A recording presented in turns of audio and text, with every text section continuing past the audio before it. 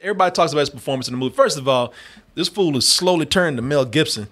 You look at he's like he's looking like him and sounding like him. I'm just kind of like, shit, Jews and blacks, you might want to watch him for a little while before we got audio tape, audio recording of him going crazy on somebody. Oh, he'd go nuts. I heard an interview with him recently. He does not like Mel Gibson. Give it time. Shit, when you start getting that Mel Gibson beard, because at first I thought I was watching Fat Man. That's exactly what I was about to say. It's the prequel, the sequel.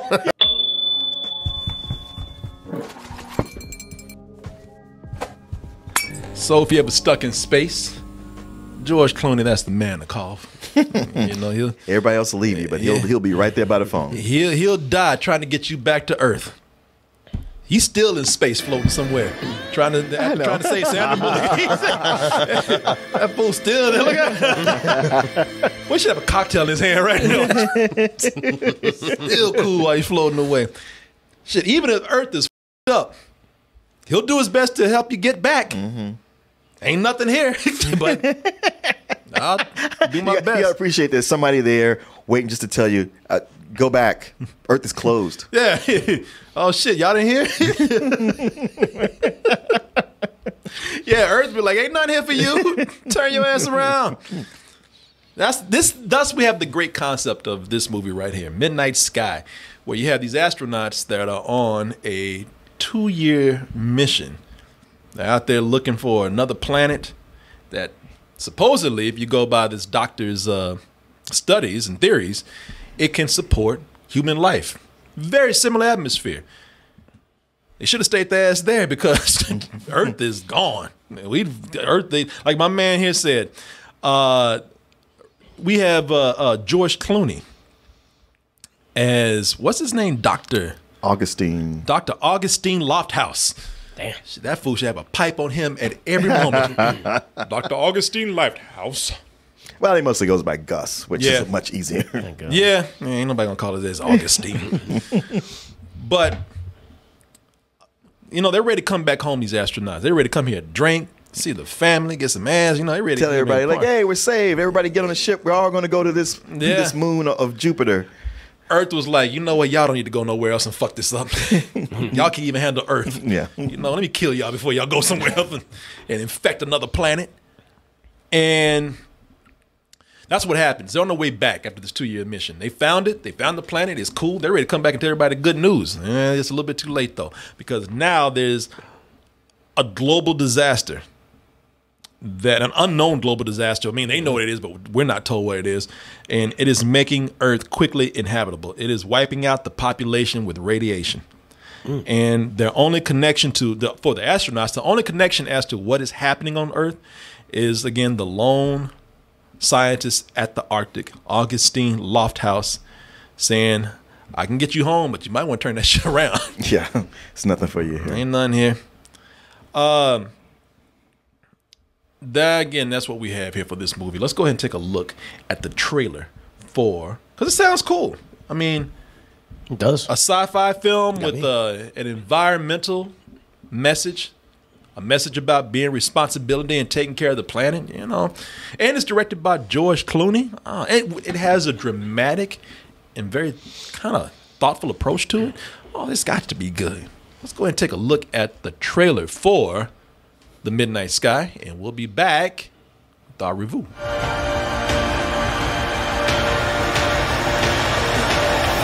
So sometimes when you have a movie, when a movie's quiet, takes its time, it's seen as thoughtful, reflective, mature, dramatic, or sometimes it's just a slower version of everything you've kind of seen before. Not that it's bad, but I would just say this. This movie, I admire it more for its ambition, for its attempt to take a more dramatic, artistic tone than what we usually see in a sci-fi or disaster film.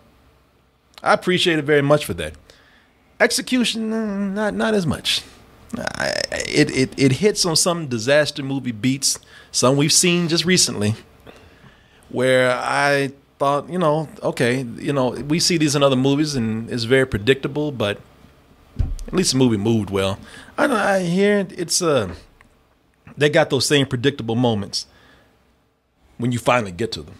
It's a very slow moving film, and there are moments that you see people doing things, and you could just tell. I mean, like I said, a lot of the stuff that we have seen in anything from space films to the disaster movies that we see here on Earth.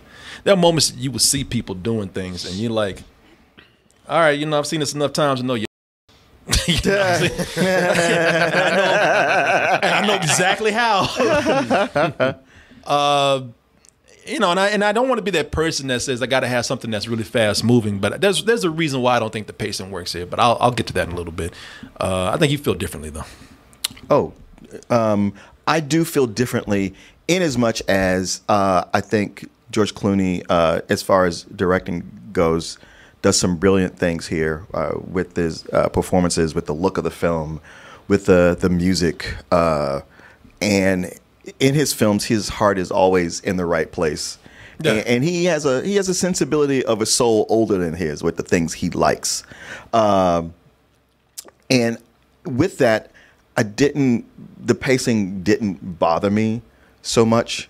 There's just things in this story. Besides the predictability and the feeling that I either just watched this or I've seen this a bunch of times or I've seen this in a movie that he was in already. And there's just some major logic flaws and story flaws there. I go, this is kind of tanking this whole project. Yeah. Here. It took 2 attempts for me to watch this movie. Well, I tell you why the pacing bothers me.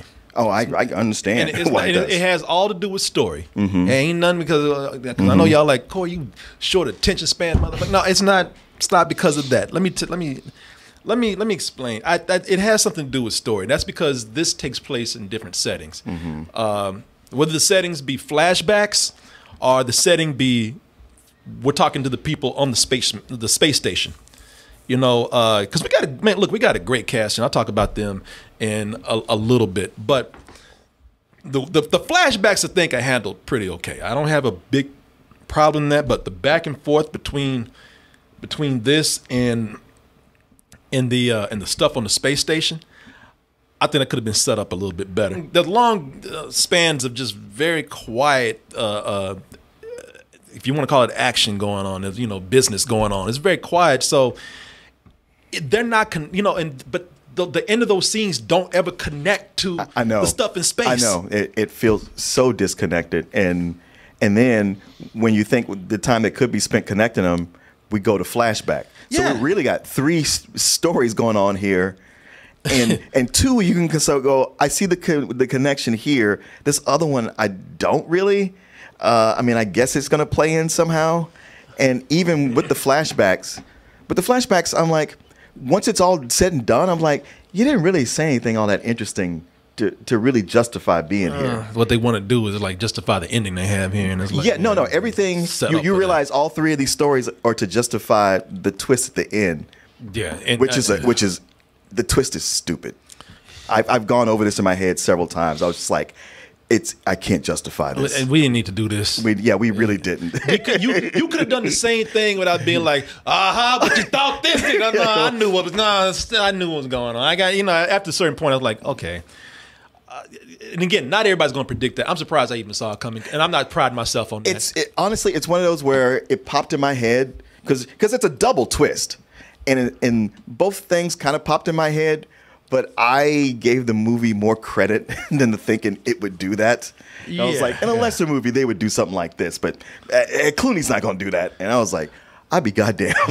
Listen, they could be setting up some connection to the space station. Because I really like what was going on with space station. But instead, you just have these long scenes with George Clooney. And then they just toss you into the next setting. And it doesn't, it just doesn't flow very well. Everybody talks about his performance in the movie. First of all, this fool is slowly turning to Mel Gibson. You look at he's like he's looking like him and sounding like him. I'm just kind of like shit. Jews and blacks, you might want to watch him for a little while before we got audio tape, audio recording of him going crazy on somebody. Oh, he'd go nuts. I heard an interview with him recently. He does not like Mel Gibson. Give it time. Shit, when you start getting that Mel Gibson beard, because at first I thought I was watching Fat Man. That's exactly what I was about to say. It's the prequel, the sequel. Yeah, the sequel. Yeah. His character is supposed to be 78 years old. Yeah, no, and it's good. But the thing is, and he's got a terminal illness. And George Clooney in the movie, there are moments where he's really good. There's moments where he's in here with a little girl, and I love those moments, man. But most of the movie is just him just looking down on things like he's drunk and lost, and just hello, who there? I'm just like, okay, that's well, it was one of these things where like they set up right off the bat that on this ice station Zebra, like they know the world's coming to an end, and everybody evacuates. Just like, I'm gonna spend the last moments with my loved ones. You come in, and he's like, nah, I'm gonna stay here. Yeah, hey, I'm gonna stay here by myself. I can take care of myself. It's just gonna be me. He's like Burgess Meredith in the Twilight Zone, where I found the end of the world. I can read all the books I want. And he looks up, and somebody's left their little girl behind. He's like, mother, God damn it! Oh wow! So it's all about him, and she doesn't talk. So he's got to communicate with her and take care of her. And the scenes are, they're nice. You're like, okay, this is what this movie is. But rather than giving you a lot to really develop with that, cut the flashback. Cut to the astronauts. Yeah, there really is no big connection. I mean, he's really good with that little girl, man. When he ain't walking around with vomit in his beard and looking at shit. He looks like a dude that just stumbled out the bar through most of the movie. I know he's sick, but I'm like, God damn, man. I mean, that's all he's really doing. I mean, half the time he's either doing his treatment or getting drunk. Oh, yeah, getting drunk. So he really is drunk through half the movie. Or throwing up in a toilet. And, I mean, really, he's just walking through the movie bug-eyed and shit. And I'm just like, man, I know you're a great actor, and I know this is required of the role, but that's pretty much all you do to this shit. You need to be connected with this little girl, trying to figure out how, whether or not she gonna live or she gonna die, you can eat her body or something. I love the way they did not tell you what the disaster was, and I could take some guesses, but I don't know what it is. I don't think it's nuclear war. I wasn't so much like I gotta know, but I was, because he's considered like a genius astrophysicist. So being a man of science, the way he's like, something happened, I don't know what it is. I'm like, you're a scientist. It might not be your specialty, but you would fucking know. This shit would be on the news everywhere. Everybody would know what it is. I don't know. I kind of like when movies do that. That's not the point. So it's not the point. I like that. Like The Road. Yeah, like really The Road, where the theory is that it was a comet that hit, but nobody really knows. And I like that because it's not bombs or anything that they dropped. It's radiation that leaked from somewhere and it's fucking up everybody. But I like that they don't explain it. That's just me. I like that kind of thing. That's a personal preference. I get why you probably would like more of an answer, because sometimes it just doesn't make sense when people don't tell you. Yeah, I mean, it wasn't like I was dying to know, but it just bugged me when he said that he didn't know. Yeah, I mean, like what other science things, when they say, well, hey, we found life on an undiscovered moon of Jupiter. I was like, no, we've already mapped all the moons of Jupiter. That's not an unknown. And life that can sustain human life, I mean, a moon that can sustain human life on Jupiter, that's bullshit. Because there's no sun out there. The only reason why I gave it that is like today they even saying like, hey, look, if you really want to stretch it, we're discovering new moons, new planets. There's stuff that are orbiting that we haven't ever seen before. So all right. I can slide on that. Yeah, I know. You're supposed to just let it go. But I was like, I'm going to let it go, but that science does not work out. Yeah. I was like, all right, it was some unknown there. That's fine. I get it. You want to put all these unknowns and we don't know. All right, cool.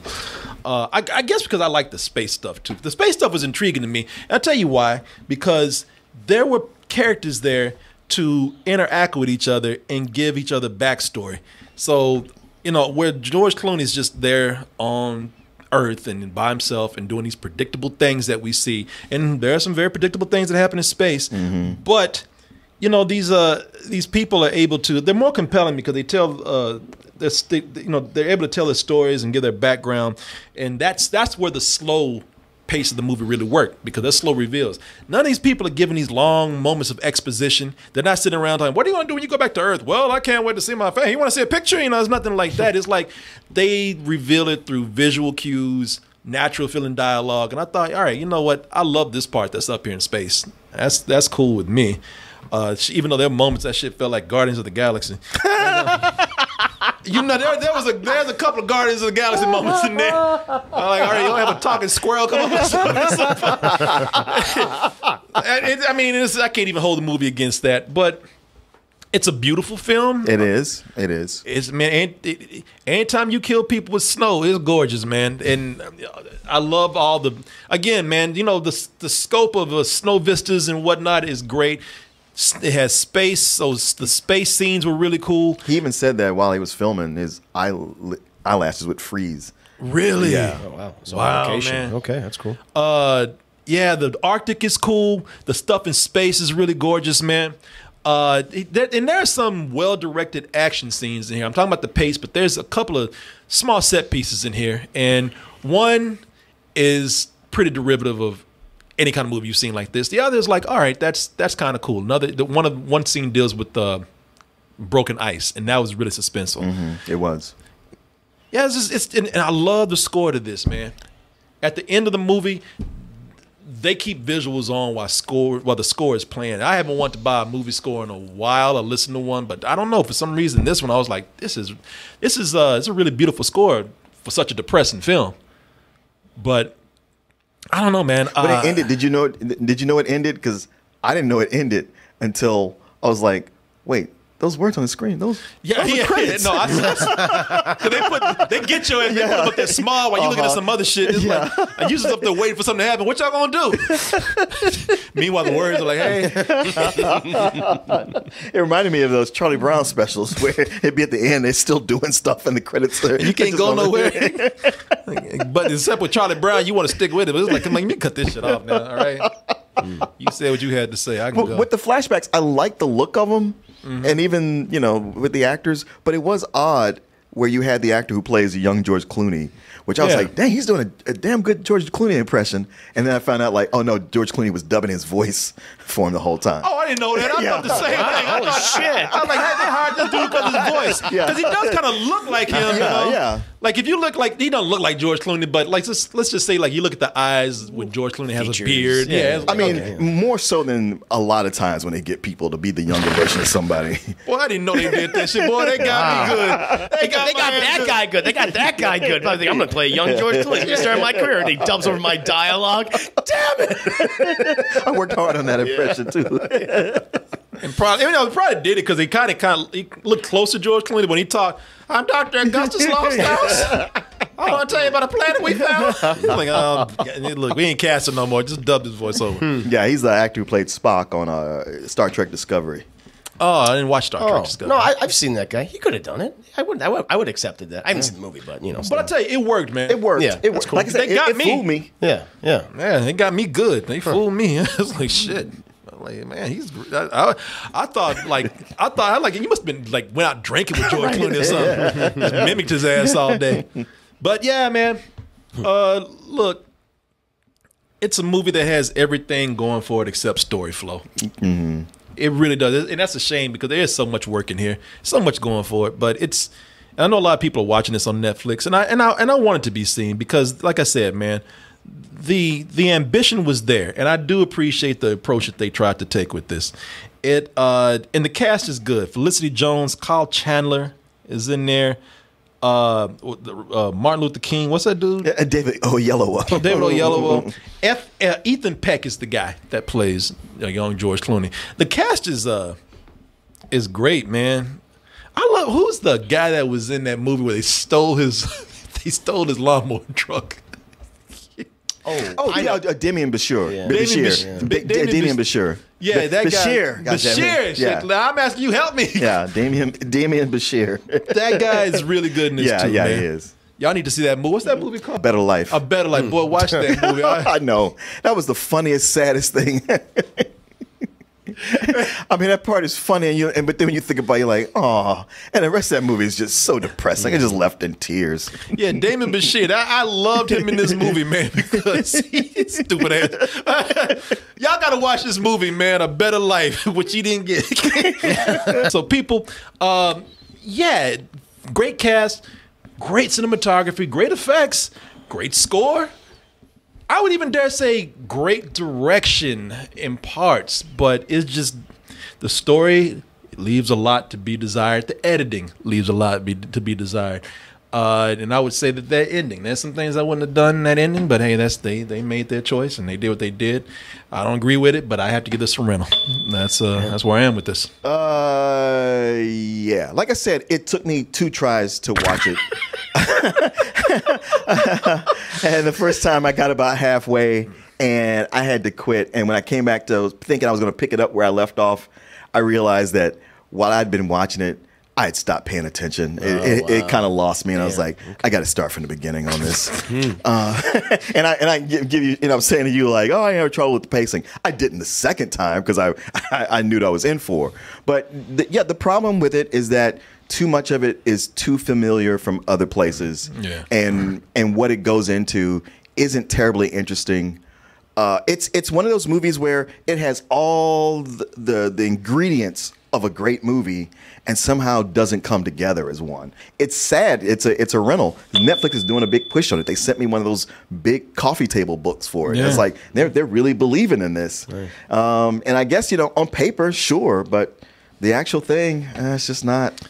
It's not working. Yeah, man. I wish. This is a movie I want. I was rooting for it, looking at it. And even when I knew that, I was like, this is gonna be a rental. Halfway through, I was like, this is gonna be a rental. Unless they pull some shit, unless they just pull something really good out their ass, and then this is gonna be a rental. But I don't want it to be. I know. Well, you remember, like it was 2 weeks before. 2 weeks ago, I was like, hey man, we need to talk about this. We should talk about this. I hadn't seen it yet. I just knew it was there, and then to finally watch it, and that's when I shut up. Yeah, yeah, man. Shit, maybe we can go and edit this in with Fat Man. I mean, it's in the Arctic. See if anybody knows the difference. If Santa Claus could have come out there and saved the whole thing, it would have worked. That would have been amazing. Now that would have been a great twist. That's what we need.